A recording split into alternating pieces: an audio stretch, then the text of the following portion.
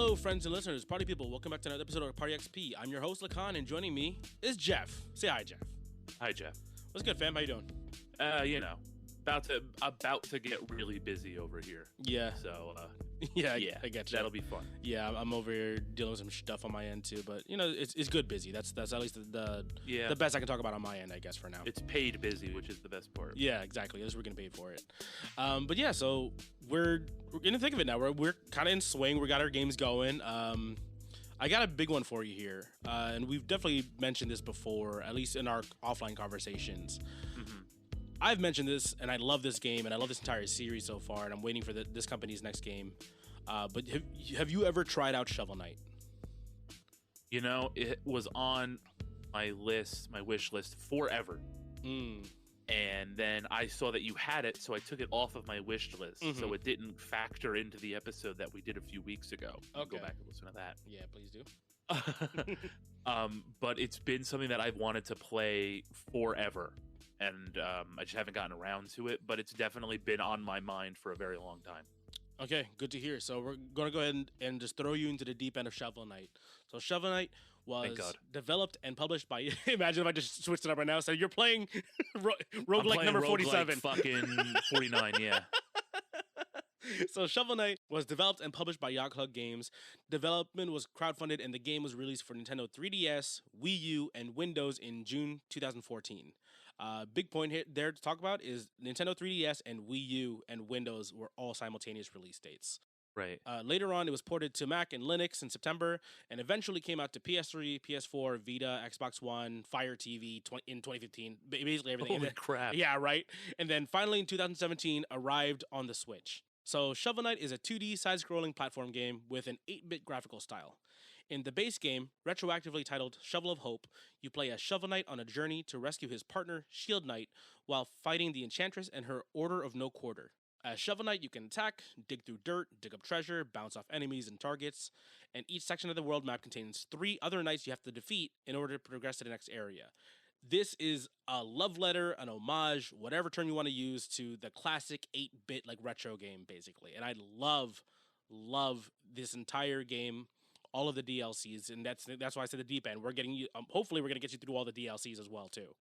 You're encouraged to collect treasure inside of the levels and do challenge stages to improve your base abilities and unlock more weapons and armor and abilities, respectively. There are 3 additional campaigns that were DLCs titled Plague of Shadows, Spectre of Torment, and King of Cards, where you focus on different playable characters that were initially a boss during the Shovel of Hope campaign. Each one of these characters have different mobility options and gameplay styles and expand on their individual lores and their motivations for their actions that you see in the first game. So fun facts, I got a couple here that I want to rattle off real quick. Minami Matsumae of Mega Man fame, that was the composer, has contributed 2 songs to the soundtrack. The game was made by a 6-man team, and they did a detailed breakdown of their budget during development. It's actually a pretty fun read. There's an article on it. And the team worked for 5 months essentially with no salary, even though the team had made a decent amount of money during their crowdfunding. But this is a massive, massive passion project, basically. And they did whatever they could to make this game happen. And then when they did, it blew up. And I'm so happy for that, because Yacht Club is, a major company now, essentially, in the world of indie games. In the PS4 version, there was an exclusive boss fight with Kratos. Oh shit! Yeah, where you received an armor that changed his play style to, obviously you have the Blades of Chaos and drop right orbs. And in the Xbox One and PC version, you fought the Battletoads. No shit. And you received Toad gear, which also changes Shovel Knight's play style to have more of like a beat 'em up style. No shit. Yeah. Oh my god, I'm about to play this on Xbox. I am thrilled to finally have a reason to sit down and play this game and just dig in. Like I'm super excited. Like it's finally about time that I played this, so I'm ready to give it a shot. Good to hear. I'm really hoping you enjoy this one. So listeners, there'll be a short break here for us. This might be a little more over a week or two, actually. There's a lot going on in here for us on this one. But for you guys, it'll only be 5 to 10 seconds. And when we come back from our break, we'll see how Jeff feels about Shovel Knight.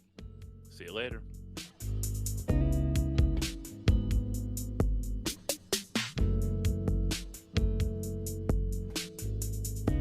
Okay, listeners, we are back, and it has been a hell of a 2 months. I'm gonna go ahead and let y'all know that this has been a rough one for us. But Jeff, what did you think of Shovel Knight? Yeah. So it's been a long time here. With babies getting sick and me getting sick and life happening, it took a while to give Shovel Knight the respect it deserved, right? Mm-hmm.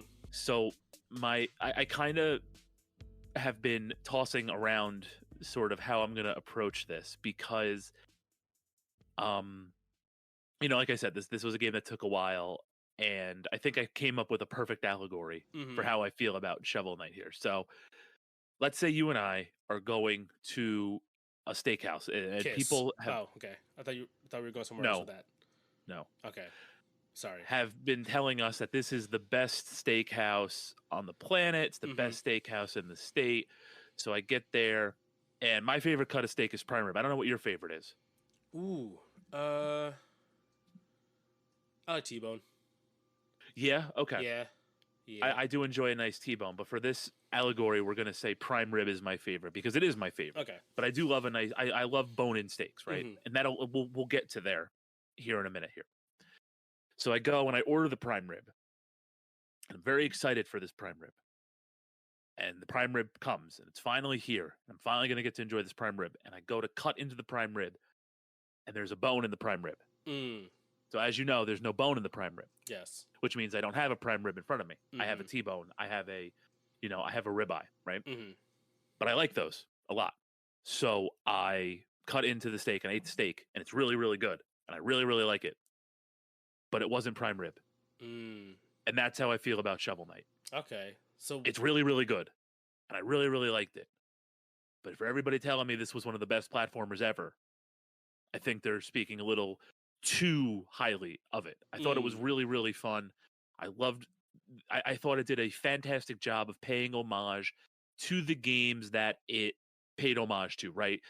Mega Man, Castlevania, DuckTales, the old school platformers, even a little bit of, Zelda 2 in yeah. there. I thought it did a really fantastic job of paying homage to those games, especially Mega Man. I just, for whatever reason, it's not one of the best platformers that I've ever played. Well, I Okay. guess it technically is. Mm-hmm. It is technically one of the best platformers I've ever played. It's just not like a top 3, a top 5 experience, Okay. but it's really, really good and everybody should play it. Got it. Okay. I guess is what I have to say. Like, it's really, really good. I can tell that there's a lot of love put into this game. I know why people really love this game. And I also really love this game. I thought it was awesome. Mm-hmm. Everybody kind of put it on a pedestal, and then when I played it and it was just kind of like really good instead of like a mind-blowing transcendent experience, I was Mm-hmm. kind of like, "Oh, all right." Okay. But I like that being like all that being said, like it's really good and you should absolutely play it and you should watch all the cutscenes and you should listen to the music and all of that is what I'm basically going to say about it. And even the DLCs are fun, and we'll get into everything here in a little bit, but like my first note is that it's really, really good. Don't, at least to me, don't think it's going to knock off like whatever you think your top platformers are. Like, Mm-hmm. I don't think it's going to knock those off of the pedestals for you. It might, but it didn't for me. And while I was kind of like, I think I was like 2/3 of the way in, and I'm like, this isn't one of the best platformers ever. Okay. But I still finished it and I still liked it. Mm-hmm. Like I don't want to be like in the doldrums here and be like, oh, I didn't like this game. No, I really liked it. It just wasn't one of the top 3 or 5 best platformers I've ever played in my life.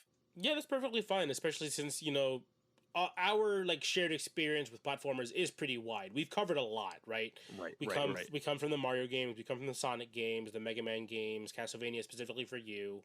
We've got a lot of variety within just the broad platforming genre, right? Right. It's one of my personal favorite. It's Mhm. probably within my personal top 5, but that's perfectly fine, right? For me, I think the experience that I got was because I started it relatively close to when it came out initially, right? Because it came out on like the 3DS era. I got it on PC, and then I got to follow along with it. So it's one of those things where it's like the way I think of it is like because I played it around when it first started, and then I followed on so forth, and I got to play the DLCs as as they came out later on, right? I got to experience it like how a lot of people got to experience the Marvel movies, right? Where Right, like, right, okay, right. Yep. I've started since Iron Man, right? I watched Thor, I watched Hulk, with Edward Norton, Yeah, yeah, yeah, yeah. and then I followed all the way through, and then now I have Infinity War and Endgame, so I got to see the entire combination of all the stories, and I got that big payoff right at the end, right? So I have obviously a longer emotional attachment because I got to experience these as they were coming out, right? So maybe the experience is a little different where it's like, okay, well now you have everything here. You can kind of pick whatever you want to start off with and hop in, and sure you'll have a good time with it, right? But because you didn't essentially not again like not that not grow up with it specifically, right, per se, but like you didn't experience them, I guess, in the time of like the full hype of these games coming out and all the Right. DLCs coming out. It's gonna have that uphill struggle a little bit to try to knock out some of your personal favorite platformer games. Right. I think we saw Hulk together, by the way. We did, we did. I was just say, I'm pretty sure we saw that Hulk movie together. Yeah, it was great. I thought it was good. Yeah, I thought it was fine. Yeah, I enjoyed it. And then I remember you bailed on Thor. I think it was only me and Buffa who saw Thor together because no one else cared. Yeah, no, I think at that point, I don't know. I don't know, but I didn't see Thor. Okay. When it came out originally. Like I ended up seeing all the Thor movies after, but I didn't Mhm. see it originally. Anyway, back to Shovel Knight here. So I think you're right. I think that maybe if I kind of had this happen organically, if I played it 10 years ago, and that's the other thing too. Like this is a 10-year-old game at this Yeah, point. yeah, and you can definitely see the age a little bit in comparison to like the DLCs, where the DLCs do feel a little smoother. Like Right. they've kind of like ironed out a couple of the kinks in terms of mobility, because they also all have different mobility options. But Shovel Knight at his core is a very basic He's like a character. regular dude, right? Yeah. Like he just has his fucking shovel and he's just a regular guy. And that was kind of the one thing that it took me a while to get into was and I guess we can get into sort of the review portion of this Hmm. where I would get to the point sometimes where I'm like, God, Shovel Knight, you suck. Because he's just like this regular guy. He has no double jumps. He has Yeah. no other platforming. He has no wall clings. He's just a regular guy with a shovel, like a close range melee weapon. And a And you're bounce. That's playing that's about it. and the bounce, right? And the pogo bounce. And you're trying to navigate these Mega Man levels, but you're only playing as Zero, Yeah. right? So Yeah. Kind of. you're playing old school Mega Man levels, but you're only playing as Zero. You have limited ranged options, especially early on in the game when you haven't unlocked all the relics, which are basically the Castlevania sub weapons, right? Yes. And they even have a system like Castlevania where you have in lieu of hearts, you have like the I guess they're like the magic little things or Yeah. You whatever. essentially have a magic. You have like a magic orb Magic slash meter, yeah. magic meter. Right, right, right. So yeah, so if you don't have like a ranged option, and luckily enough they do give you a ranged option pretty early on, you're basically just like a sitting duck in certain fights here. Hmm.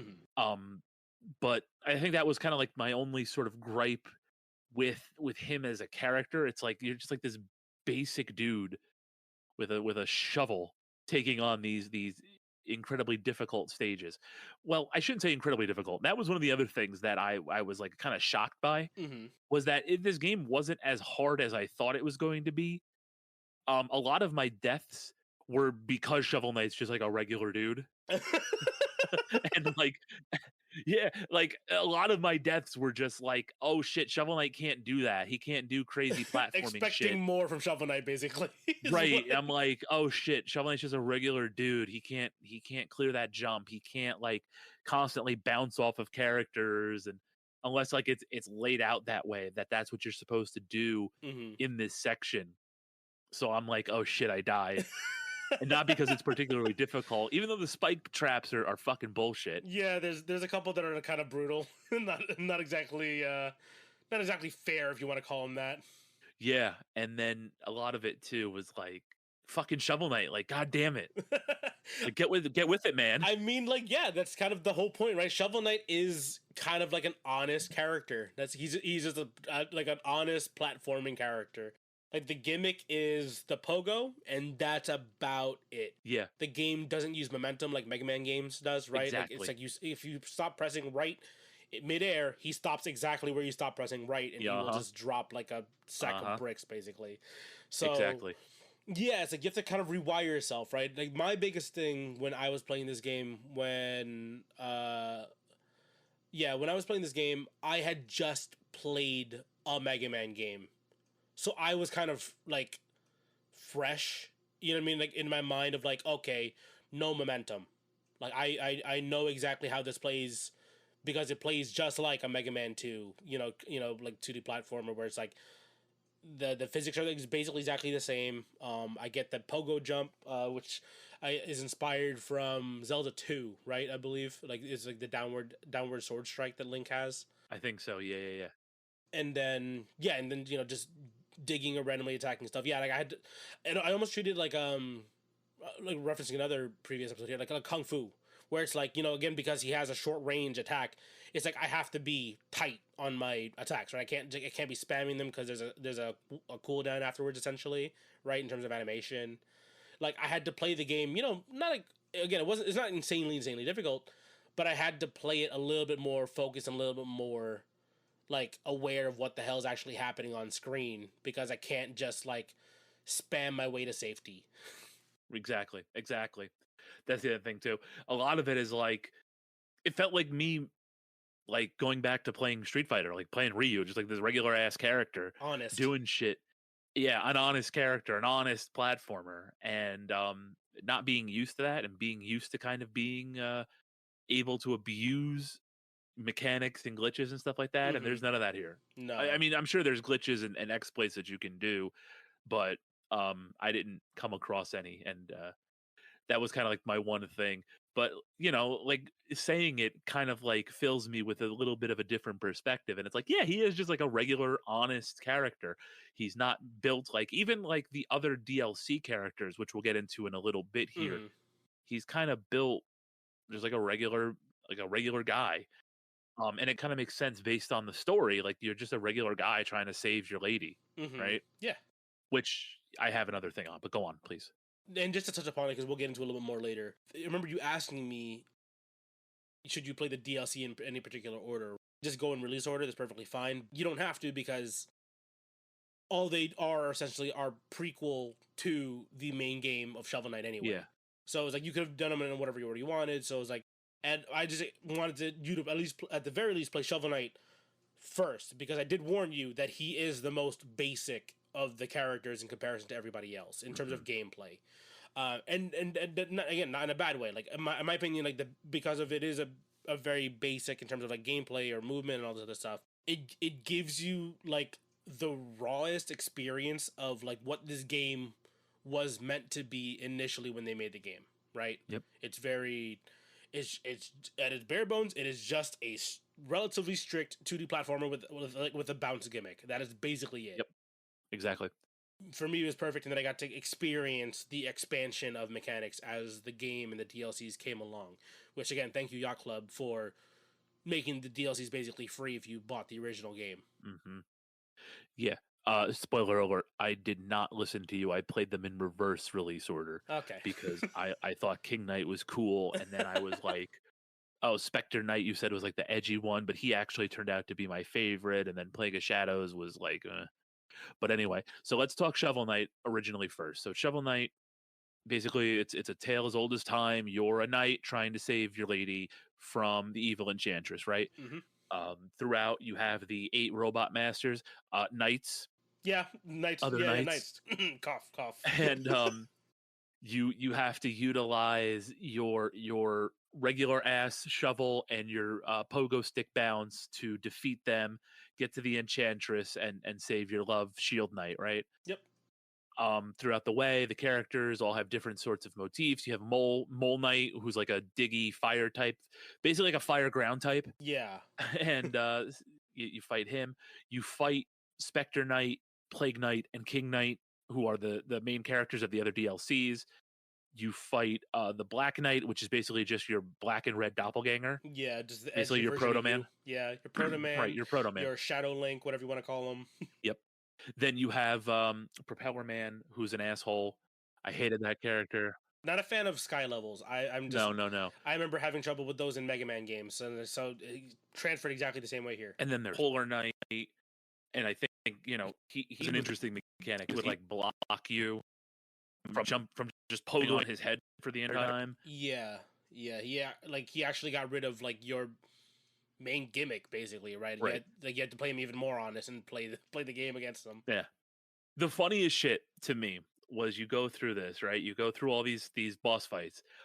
So naturally, in a game that's paying homage to Mega Man, right? Mm-hmm. You have to fight them all. Yeah.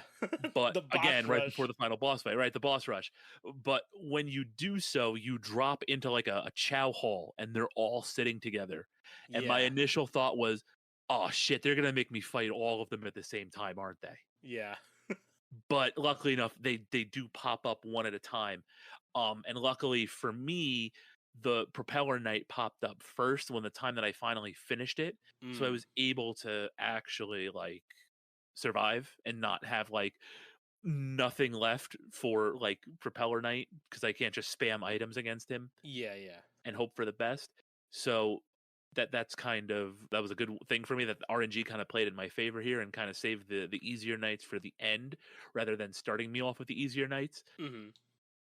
But I just thought that was cool, and all the fights do feel really differently. Unfortunately, it's not like a Mega Man where you have items that do super effective damage against people, but there are gear items, and we can get into it here. Yeah. The relic items that do help out a little bit. So, like we mentioned, there's relic items that play the form of the Castlevania sub-weapons. Mm-hmm. So you have the Flare Wand, which is basically just like a fireball. You have the Dust Knuckles, which are basically if you have a ton of dust and sand around you, just kind of like spam them and fly. Yeah, so like they're kind of like gauntlets, right? They're so like right. They changed up the animations for all of these, obviously, too, right? Where instead of using with the dust knuckles, you see the rolling thunder that is Shovel Knight just 1-2ing his way through dirt blocks. Exactly. And I think it's probably one of my favorite animations because he seems so threatening, just approaching every time he does it. Then you have the anchor, which is basically the axe from Castlevania. It's like that arcing. Basically, this is a very, very much so like a 1-for-1 replica of the axe. The powerful arcing sub-weapon. You have the mobile gear, which is Rush Jet, basically. Yes, basically Rush Jet. And then you have Warhorn, which is just kill everything on the screen, which I say for a lot of different encounters. The thing that I thought of was, do you remember that SNES Power Rangers game? Yes. Where like you play the first half of the level as a regular person and then the second half of the level as the Power Ranger, like in the suit. Yes. And then, but you always have one special attack where it just hits the entire screen. Yes. That's basically what the Warhorn is, yeah. And then you have the most busted mechanic in any game, the Phase Locket, which basically just is temporary invincibility. Yeah. Right. So it's like a platforming section with spikes. I'm just gonna sit here and phase through it. That's all. Yeah, it's like when Mega Man gets hit by an enemy and gets the 2 seconds of invincibility, basically. Like you can just run on spikes. Yep. So, but you can choose when to activate your temporary invincibility. Yes. And just walk on stuff. As long as you have the magic power, you'll be able to make spike puzzles like useless to you, right? Because you can just run on top of them. Yeah. So I think they all kind of play their part. I definitely did use stuff like the Phase Locket and the Warhorn a lot more than a couple of the other things. But the anchor has its I use the anchor a lot against Propeller Man. That's why I bring it up, because some of these seem to have a synergy against certain bosses. So that I did kind of appreciate that.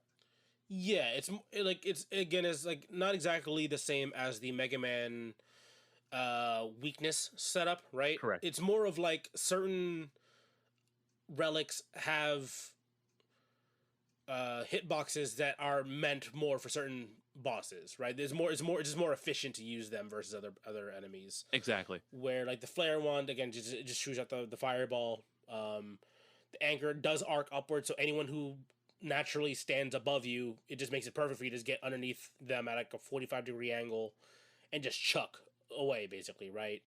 Exactly. I like the fact that it's flexible, right? You don't have to use them. You don't have to use any of the relics, to be fair.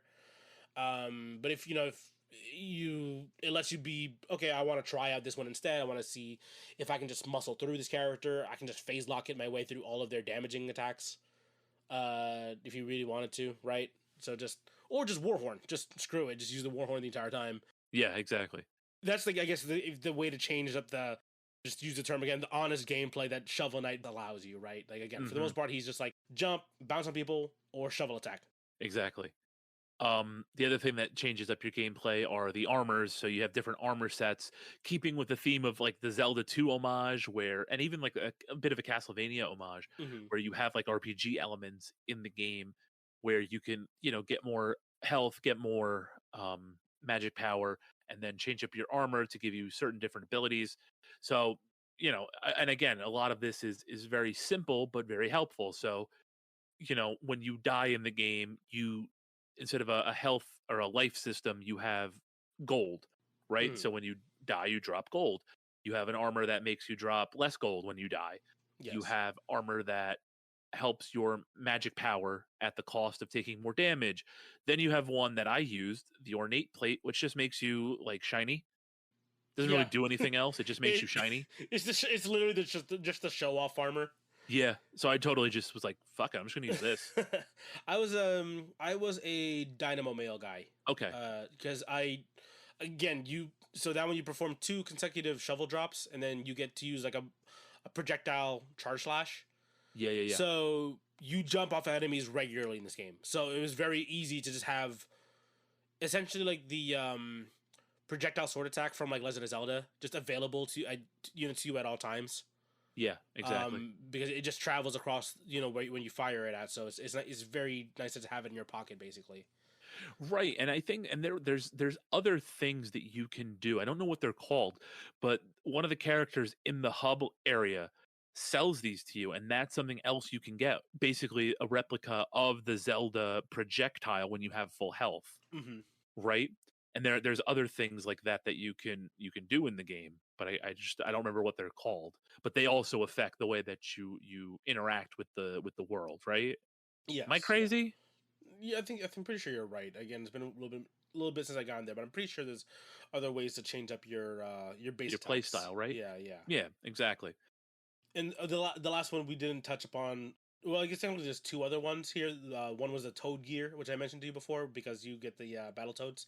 Oh yeah. Or on the PlayStation specifically, is the Armor of Chaos, where it changes the game to play more like a God of War. Very cool. And then the last armor in the game, in the regular game, was the Mail of Momentum, right? Which is annoying when you're platforming, right? Because it makes you have momentum, like you can't stop on a dime anymore. But if you get hit, you don't move anymore. So, like, say you're going through like a tough platforming section, you get tapped as you land, and you get knocked into a pit, right? At least with this one, it's like, okay, you get hit, you just stay exactly where you are. You don't get knocked into the pit. You don't have to restart that section anymore. Huh. Probably would have been helpful. Yeah. So that's the one I used a lot when I would play against the what's his face, Propeller Knight, because there's a lot of the platforms where it's like I land and immediately get hit and get knocked off, and either have to redo a section or I die. So, unfortunately, you have to treat it almost like ice levels, because Shovel Knight no longer stops on the dot anymore, because how heavy the armor is for that one. For sure. Yeah. It's the weapon upgrades is what I'm seeing here. It's driving me nuts. So I had to find out what, like, make sure I'm not crazy, and have shovel upgrades. So I'm not crazy. Thank God. You're good. Anyway. So as you progress through the game, then you finally get to the end boss, and you meet up with Shield Knight, who is like the love of Shovel Knight's life. And this was another thing that kind of like ticked me off, was she was like somewhat helpful. So the final boss fight, basically Shield Knight sets up in a position where Shovel Knight can bounce off of her on top of the boss and deal damage. Which is like showing, oh, see, this is why they're not just like lovers, like they fight well together and all that stuff. Yeah, they're like a dynamic duo type of thing going on. Exactly. sometimes she wouldn't set up in the right spot, so like you'd miss a cycle, and that would piss me Yeah, off. Like, come on, lady, what are you doing? I get it. And especially like early on when you don't know all the patterns and you're like, I know of at least twice where I had one more hit and she wouldn't set up in the right spot, and then I Mhm. ended up dying to the fight. And I'm like, come on, man, like you got to be kidding me. Like, I wish there was a way for me to kind of like send her like a hint and be like, hey, okay, Mhm. I'm ready to jump. Yeah, like But if you could request her to like set up, it'd be kind of nice. I feel like that would be kind of exactly, good. and that was kind of like the one thing that I was kind of like looking for in that fight. But eventually, you figure it out, and there's a happy ending and all of that stuff. And Hmm. it's good. People, we're going through this a lot, so like I'm obviously a parent, so if you know anything about like the new Bluey episode and how things kind of go there, sometimes the one line that the teacher says is life has enough sad endings, let's have like a happy ending at at the end. So it's nice that the game ends with a happy ending, right? Yeah, because like it it fakes you out initially, right? Where you assume that Shield Knight is going to sacrifice herself Yes. so that Shovel Knight gets out, right? Yep. Even though he like basically is like I'm not gonna lose you again type of moment, right? Yep. But like no, he like she literally tells him like no, like live on type of deal, and then and throughout the game you kind of get these hints of like he's having nightmares, right? Because Yep. like you're like every nightmare is just always Shield Knight falling, and then you're trying to jump to catch her, right? Right. And then he'll wake up by the campfire, and then you go on to play again, right? And like we got the payoff at the end where we see Shovel Knight sitting at the campfire again. At this point, we're thinking, oh well, now Shield Knight's just gone, right? Like Yep. that was the legendary ending in the movie moment. It's like no, go on without me type of thing. And nope, we see her like limping on screen and then plopping down right next to Shovel Knight. And it's like, oh, there we go, we get a good ending. Right. The happy ending, right. Yeah. That was the other cool thing too, was like the campfire moments again, kind of in that vein, that RPG vein. What happens if you let her fall? Like, I never let her fall. What happens? I don't know what happens. I'm pretty sure he wakes up as well. Again, he like jerks awake, like essentially, Yeah. because again, no matter what, it is a nightmare, right? Yep. Okay. Oh, that's another thing too. Actually, one little touch here, just because we've been using him and her and so far. Yeah, this game also has a setting in the options where you can change all the genders of all the characters. Yeah. What's cool about it is they actually make sprites for all of them.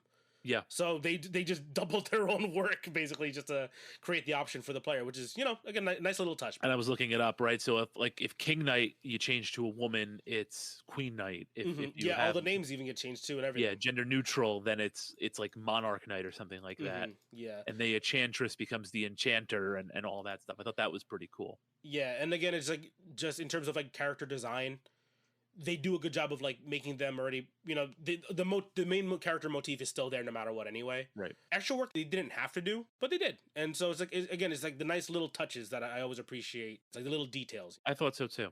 So Did you also see the side characters? I guess technically you want to call them like is it Baz or Raz, or the little kid with the boomerang? I'm sure.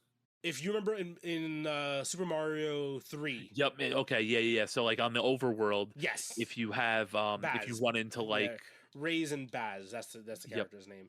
So it's a kid with the boomerang. There's the massive dude who kind of like wants to join the Knights as well too, because he's like, well, I heard they're strong, so I want to join too. So yeah, those are also fun little little bit of lore, right? You get to see some Yep. world expansion. The Troop King, the giant fish. Yes. Did you get into the hidden fights, like the is it the hat dresser or like the Yep.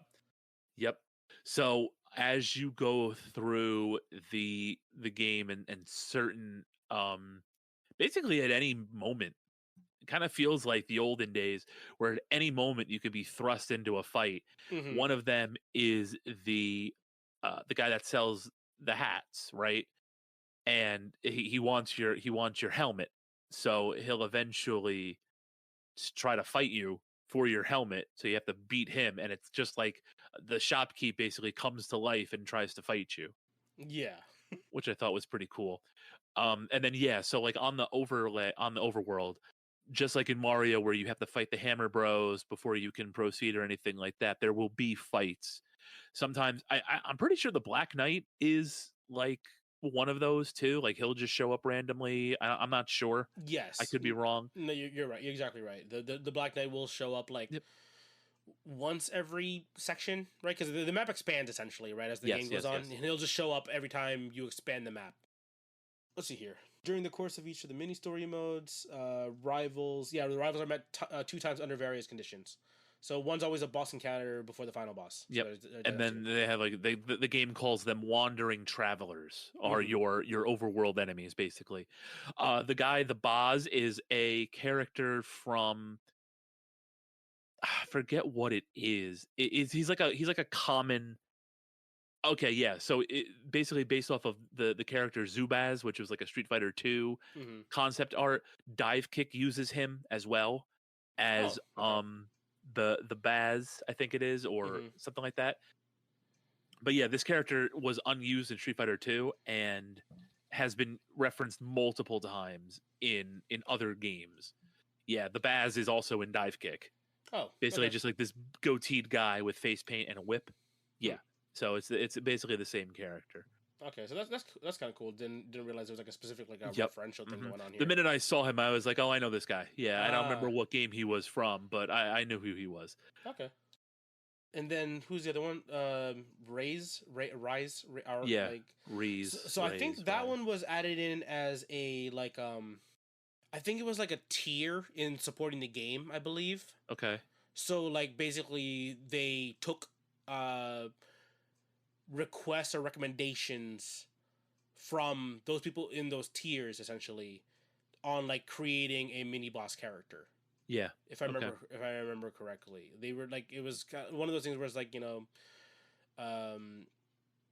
like how they'll have something, kind of referential or as like, and then it kind of becomes like this like fun little backstory essentially for the players later on in the game, right? Like how like a skin called Jaximus in League of Legends was like done for a Make-A-Wish kid.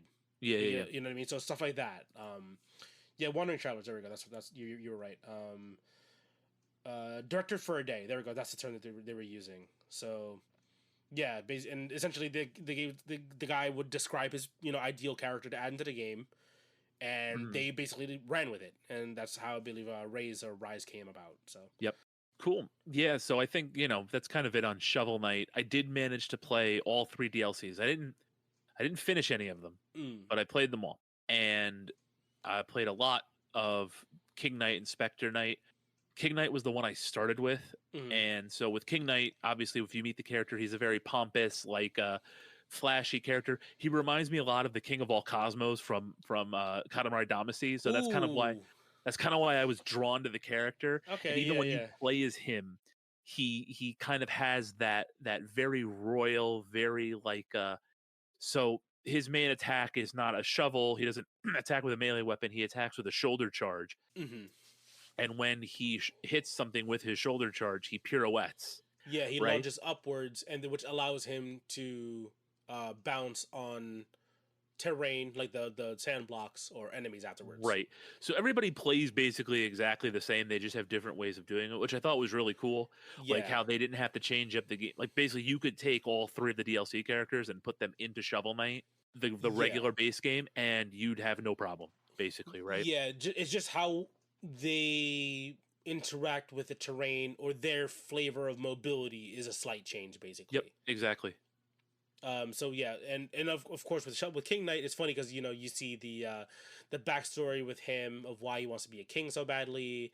You realize he's a mama's boy, which I find is adorable. And in the card game, that's the big thing in Joustus. Joustus, and which I love.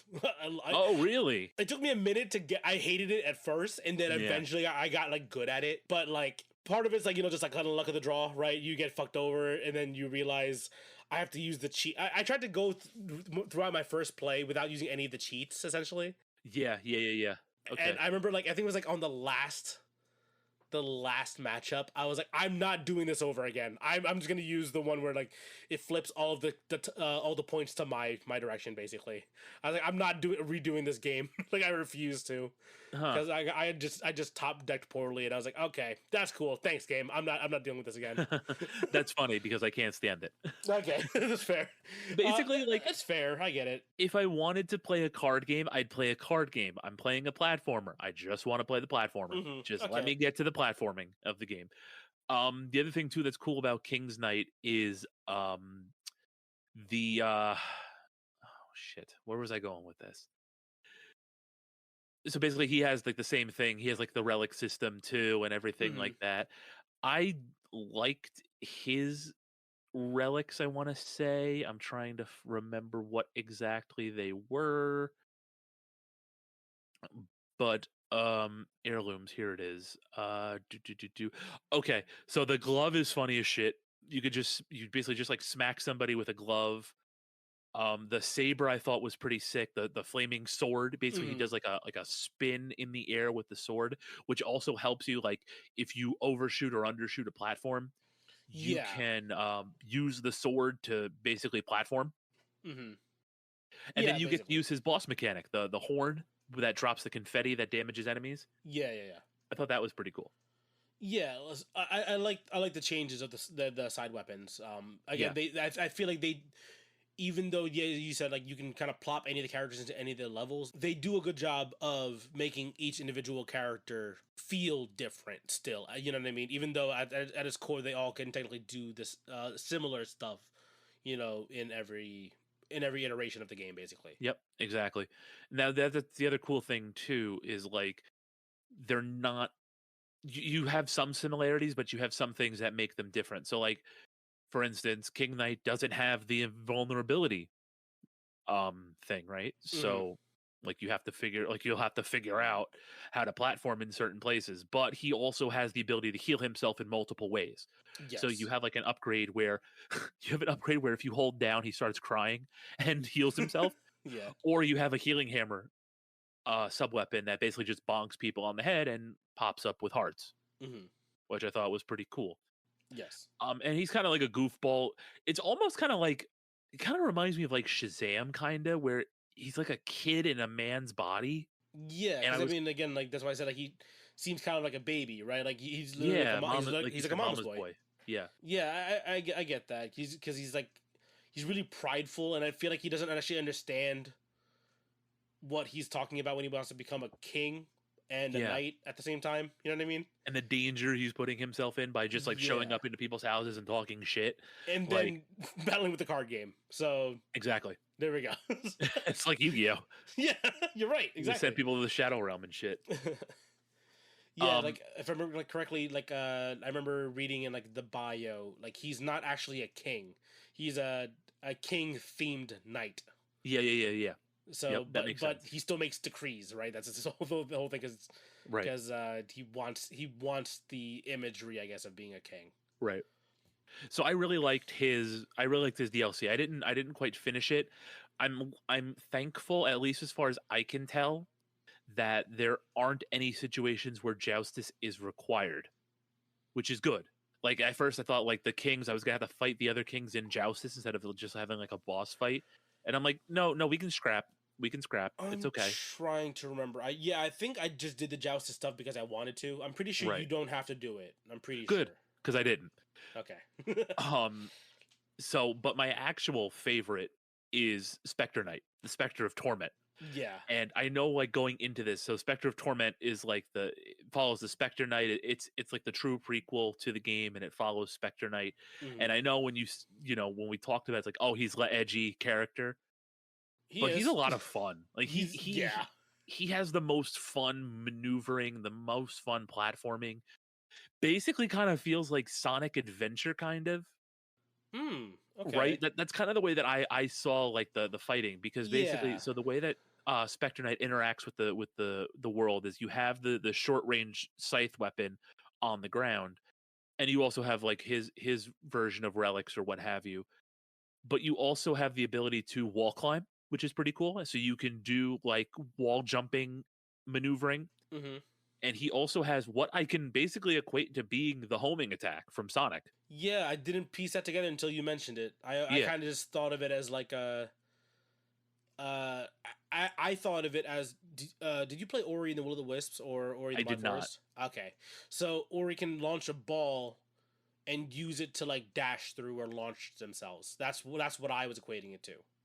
Yep, that's exactly kind of my thought. Right, was the immediate thought was, oh, this is Sonic.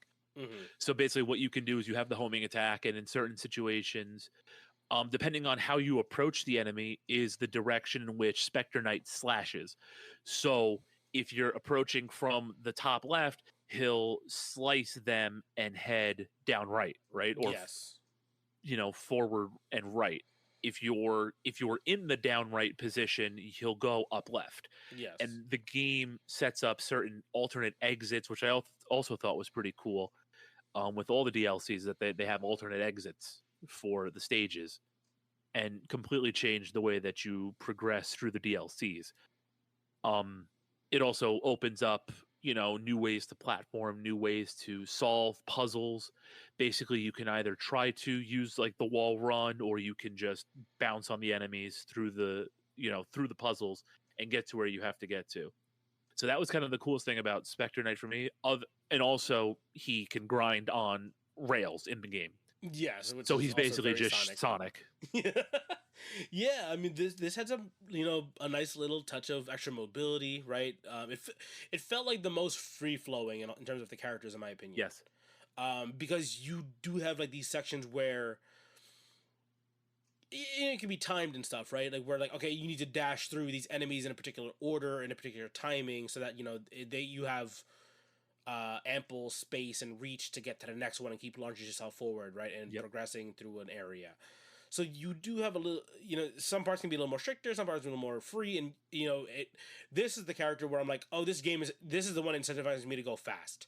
Yes. Right. Like it just like lets me play. Again, Spectre Knight's super edgy. He looks like a knight, looks like a Grim Reaper type of thing going on. Right. But I can't help that he's sick. Yeah, he's fucking sweet. The other thing that's cool is now King Knight had the alternate exit, so I was incorrect on saying you misspoke. this. Okay. Yeah. So I misspelled. King Knight had the alternate exits, which helped you kind of progress through the overworld differently. Spectre Knight doesn't do any of that shit. Spectre Knight doesn't travel. He doesn't have an overworld. Basically, he just teleports to the domain of the knight and shows up and fucks their shit up and leaves. Yeah, basically. Which I thought was pretty cool. It is cool. It is a nice a nice way that it kind of shows like how, I guess, like almost like kind of how powerful he is, right? Like he's like he just goes where he pleases kind of thing, or where he's told to. He kind of plays in his story. He's doing. I forgot exactly what it is, but I remember he's trying to. Is he doing it as a favor, or he's kind of doing it because he's been hired like a mercenary type of thing? I think it's kind of like a little bit of both, right? So like he like serves the enchantress, but like you constantly have like these cutscenes of him before he was Spectre Knight as just the character Donovan. Yeah, and him and Luan, right? Was his friend. Yeah, so I think he's kind of trying to find his friend, or like find something from his past on top of just serving this character. And did you finish this one or no? No, I didn't finish any of them, but I played a bit of them. I just refreshed myself right now, and I won't say anything more than that. But yeah, basically, the story with him and Luan is him in the past, and he's trying to like kind of figure answers out to. You're basically piecing it together as the game goes on. So you'll see. Right. So yeah, I mean, like I said, I thought this was my most the one that I enjoyed the most. The other thing I thought that was pretty cool too is because you don't have an overworld, the levels are longer. Yes. Right. So generally speaking, you'll have like 2 or 3 checkpoints maybe in a level throughout the other platformer stories. In this, the levels are so much longer, you'll generally have like 7 to 8 checkpoints within a level, and I thought that was pretty cool. A cool dichotomy of like, okay, so you're sacrificing overworld platforming and adventuring for more consolidated platforming levels right Yeah. within this story. So I thought that was pretty cool. Like I think the thing that made it like stand out a little bit more than the other ones were the longer levels and the ability to just kind of jump into a boss, not a boss fight, but jump into a boss realm basically. Yeah, not having that kind of like expansive overworld section. Yep. Yeah, it makes sense. I think I want to say they also had the most stuff to explore within their hub world. I Yes. want to say so because I know there's like stuff up top you can get to. Like there's like a little mini game to reach the top of a tower kind of thing going on. I believe in Yep. that Yep. game Yep. in Spectre Torment. Um, and then they have the grind rails to go to like a hidden area up there as well. Hmm. But yeah, like so they because they didn't have the typical move yourself around the map kind of gameplay idea. They evened it out with like nice little touches uh as well, like outside of just the longer levels. Yeah, like more stuff to explore in like your hub area. For sure. And then the last one of the DLCs was Shovel Knight Plague of Shadows, where you play as Plague Knight. Yep. I do want to say one thing before we move on to Oh, Plague Knight. okay. Um, Spectre Knight, I totally used the Ballin costume again for him because they call it the ghostly garb. It's like a white cloak because it gives Yes. you like an after image, Mm-hmm. and I thought that was pretty sweet. So that's all. I just wanted to let everybody know that in 2 of the 3 playthroughs, I used the Ballin armor set and didn't Yeah. give myself any benefits.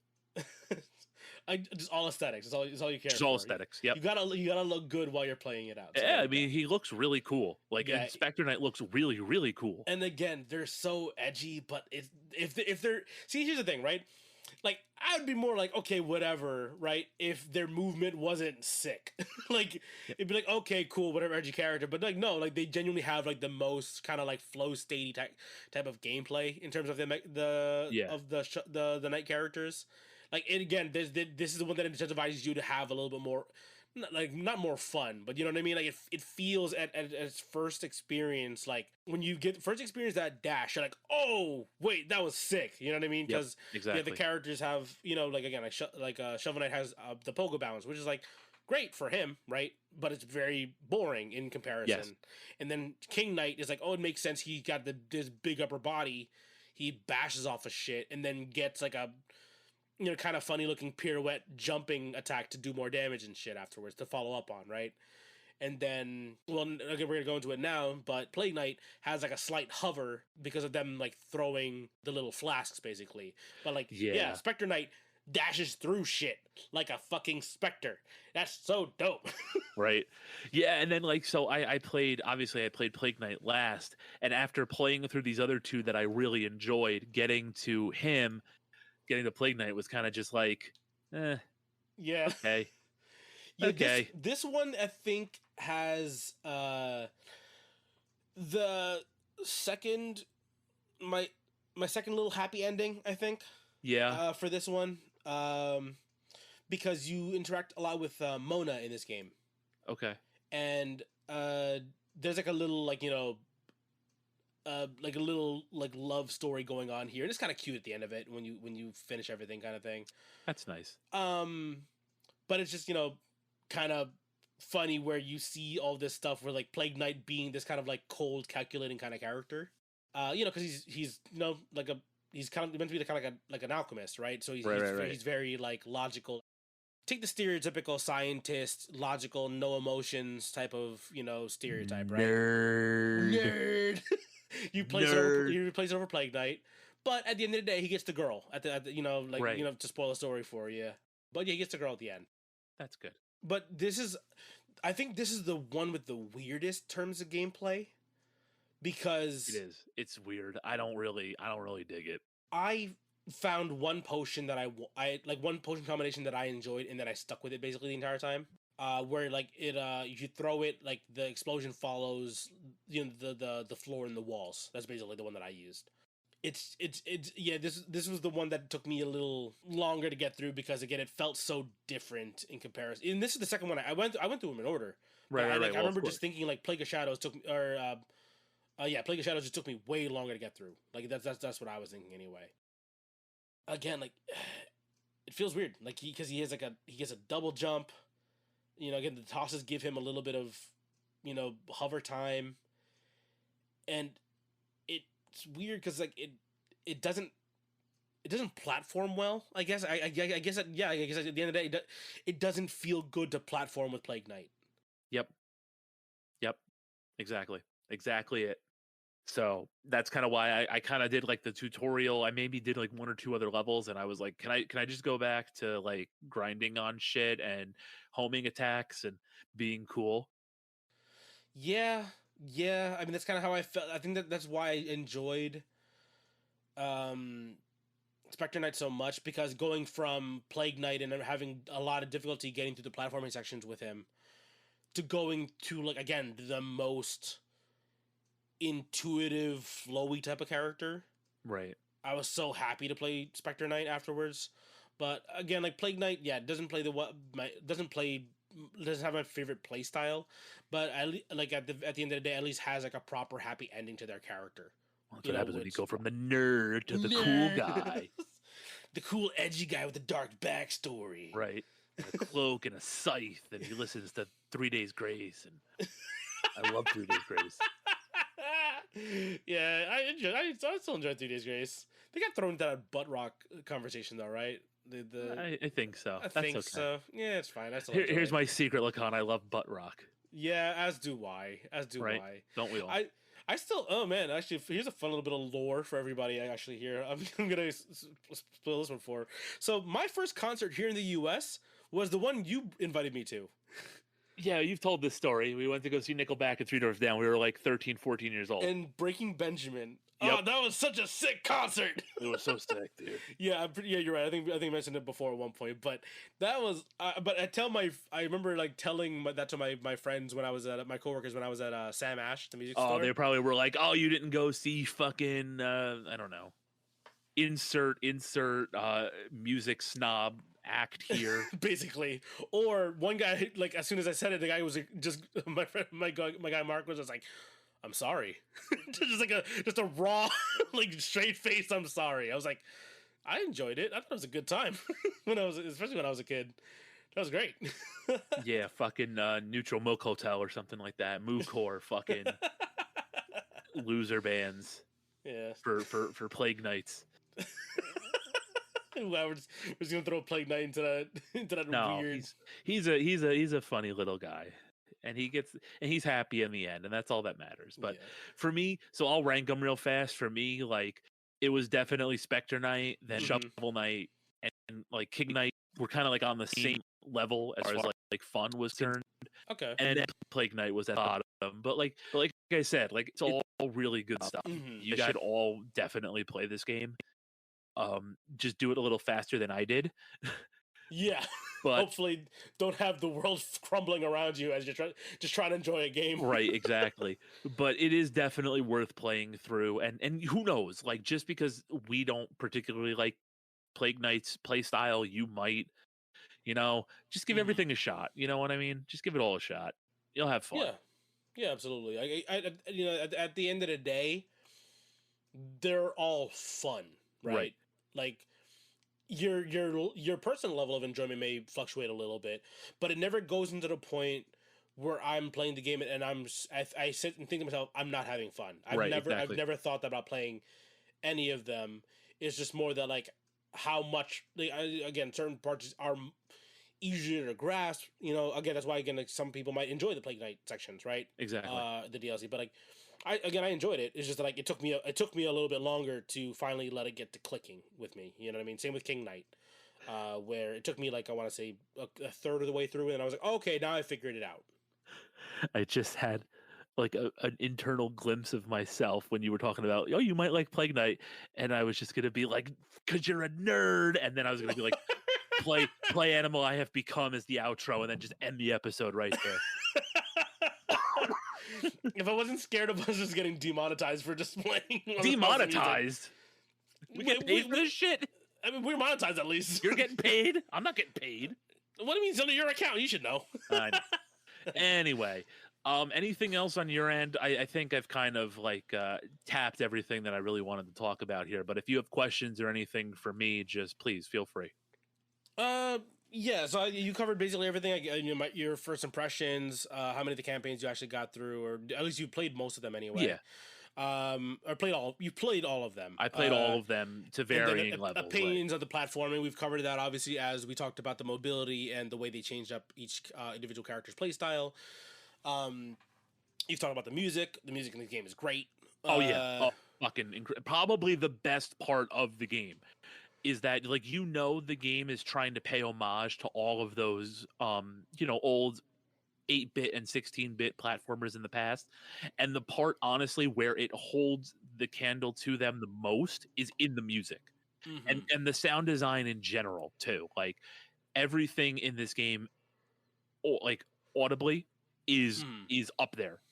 Like that's where I think the game shines the most as far as trying to like compare to like the Mega Mans and the Castlevanias. Like think about those iconic, jingles from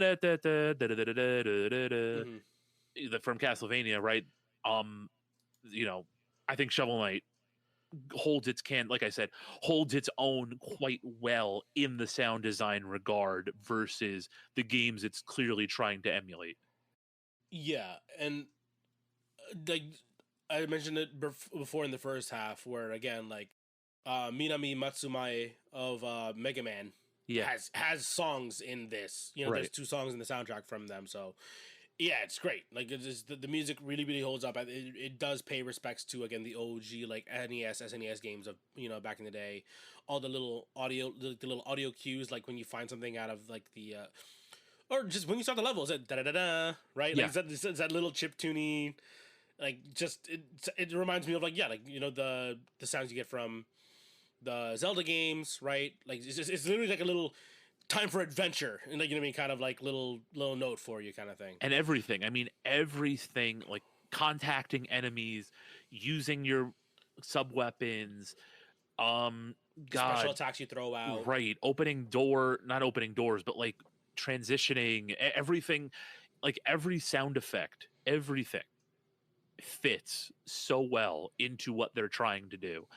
And I can't like that was the first thing that I noticed like playing through, where I was just kind of like, oh shit, okay. That kind of like jarred me out of just trying to explore the game very early on. Because early on, like you're just kind of like trying to get your feet wet, trying to understand controls and what the game's trying to do. And then the first thing that really clicked with me was, oh shit, this music's really good. Yeah, absolutely. The other thing I've got here is, did you do any of the like secondary stages, like the haunted, like haunted, like little art gallery thingy? Oh yeah, so on the overworld you'll have certain deviating paths that don't take you to levels but take you to other places that you can visit. So I know King Knight has this a lot because you can play Joustus in all of these like pubs and shit. Yeah. Shovel Knight has a lot of these where it's like the ones that I did do were anything with like the gems so I could make more money. So like and then anything that got me new relics. Right. Yeah, so those ones, and then the village you can explore as well too. Yeah, right? yeah. The village has like you can jump on certain rooftops. You can like they're platforms. Like you wouldn't realize until you jumped on something probably like a sign by accident, and you're like, oh, okay, the certain things are walkable. Okay, cool. And then the one is like the thing I mentioned before, where like you could find the Battletoad section, or like fight the. Yeah, I think it was like a haunted art gallery essentially. I want to say that was what it was, but you go in there, you knock all the ghosts, and then you basically get into like a little mini boss fight. Okay. So the Hall of Champions, there we go. That's what it was called. Okay. And you fight the big creep in that one. Okay, I'll have to go back and do it because I didn't find the Battletoads either. Are they in the PC version? Yeah, they're in the game. You have to do the Hall of Champions side mission. And then you'll get a weird map that allows you to go to a mysterious area on the world map to do the Battletoads mission. And then the last thing I wanted to touch upon was there are 2 spin-off games for Shovel Knight, which Yeah. we didn't get into because we were already dealing with 4 campaigns here. But there is Shovel Knight Pocket Dungeon, which is kind of like a Tetris falling block type of thing going on. Right. It's weird. I enjoy it. I'm not good at it. Right. Because there's also like health involved, and you have to have a certain amount of health to kill certain enemies because they do damage to you as you hit them. It's hard as shit, or maybe I'm just dumb, but for me it's hard. I enjoy it. It's just difficult for me to get through. And then, like, my opinion, one of the greatest decisions to do is Shovel Knight Dig, which is just roguelike Shovel Knight. It's just more Shovel Knight, basically. Yeah, right. Where main point of the game is to go down, right? The dig is the kind of the whole thing, right? You just literally shovel, go downwards, and then you still get these like little exploratory side paths. It's kind of like very similar to where in the game it kind of incentivizes you to find these little mini alternate paths and stuff like that. But yeah, Shovel Knight Dig is great. You get you get to see some of the armors again as well too, and change your gameplay up that way. But yeah, so Shovel Knight, fantastic game, a fantastic series. I said at this point a series, right? I guess technically basically, we can consider it. Yeah, basically it's a series. And I'm hoping to see more Shovel Knight, right? Like It's been a little while, huh? Yeah, it got its debut on the 3DS and the PC, basically this within a decent amount of time, right? We got essentially 4 full games of Shovel Knight. If we're talking about the DLCs, 2 mini games with the Shovel Knight Showdown and the Joustus game itself, and then 2 roguelites. It'd be nice or a roguelite and a puzzle game. So it'd be nice to get another Shovel Knight property. I know Yacht Club has kind of moved on to Mini the Hollower, which I mentioned to you before. But it'd be nice to see some more Shovel Knight stuff coming down the pipeline. But yeah, I think that's really about it for me. I think we covered a lot here. Thank you for I know things have been going crazy, and you did your best to get through as much of this as you possibly could for this episode. So thank you for putting up with this slightly longer assignment for you. No, it was worth it. You know what? It really was worth it. I know that like at the beginning of this episode, I was kind of a little doom and gloom, or like at least the beginning of this part, I was a little more doom and gloom. Mm-hmm. But I can't stress enough how good this is. Like it's really good, and like you should definitely play it. If you're listening to this and you haven't played it, you should play Shovel Knight if you love classic platformers. But I think, like I said, I think it was gassed up so much, and then I finally got it, and I thought it was just like really good instead of being like this all-time game. Mm-hmm. But it's still really good. The DLCs are a lot of fun. It's worth, I mean, it's on sale for what now? Like $20-30? I don't even know how much it is anymore. And it goes on sale relatively often as well too. Yeah. Look, let's say it's so it normally retails for $40 and you get everything. So basically it's $10 a DLC. Mm-hmm. It's on sale right now as of May, whatever, the middle of May. If you're listening to this the day it comes out, for $23. So there we go. Right. Worth it. I'd say it's worth it. It's probably worth $60, but it's worth $40. It's worth $23. It's worth whatever it's going to be on sale for. So give it a shot, is what I would say. Yeah, absolutely. Again, thanks again for playing this one. I love this game, and I'm happy to share this one with you. Yeah, it was worth it. Cool. So, listeners, thank you guys so much for listening. We hope you guys enjoyed this episode. If you like this episode, give us a like, leave us a review, share us with a friend. We really appreciate it. All the support, we really, really appreciate it. We'll see you guys in the next episode. See ya.